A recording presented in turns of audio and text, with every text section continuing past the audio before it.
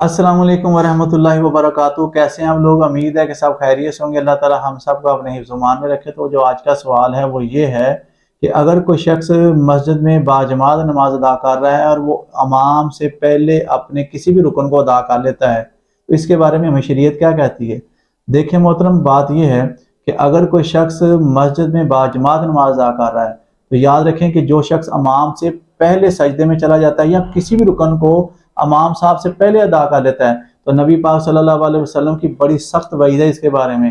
पहली हदीस जो है वो बयान करता हूँ। नबी पाक सल्लल्लाहु अलैहि वसल्लम ने फरमाया कि अगर कोई शख्स इमाम से पहले सजदे में चला जाता है या उठ जाता है तो उसकी पेशानी जब शैतान के कब्जे में है और वो उसको ऐसा करा रहा है।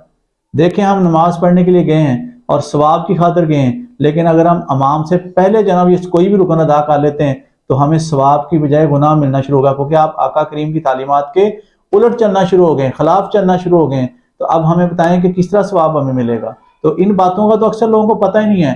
एक नमाजी, मैंने कई ऐसे नमाजियों को देखा है जो इतनी स्पीड से नमाज पढ़ रहे होते हैं कि इमाम साहब अभी अल्लाह अकबर कहते हैं तो वो सजदे में जा चुका होता है, जो ना वो उसका मुक्तदी। इमाम अभी सिर्फ अल्लाह अकबर कहता है तो वो सजदे से भी उठ जाते हैं।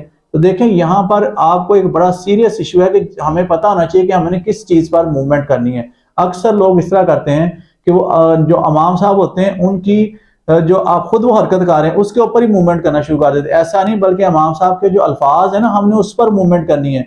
जब इमाम साहब कहते हैं ना अल्लाहु अकबर, ये जो बर का वर्ड है इसके ऊपर आप मूवमेंट करेंगे, उठेंगे या नीचे जाएंगे, जो भी आपने जनाब हरकत करनी है बर के ऊपर। इसी तरीके से समी अल्लाहु लिमन हमीदा, हमीदा के ऊपर आप जनाब वो उठेंगे, यानी आखिरी जो वर्ड होगा ना उसके ऊपर आपकी मूवमेंट होनी चाहिए। अगर उससे पहले हो जाएगी तो डेफिनेटली आप इमाम साहब से जनाब वो साथ या मिल जाएंगे या पहले हो जाएगा आपका काम, तो जो कि गुनाह का काम है।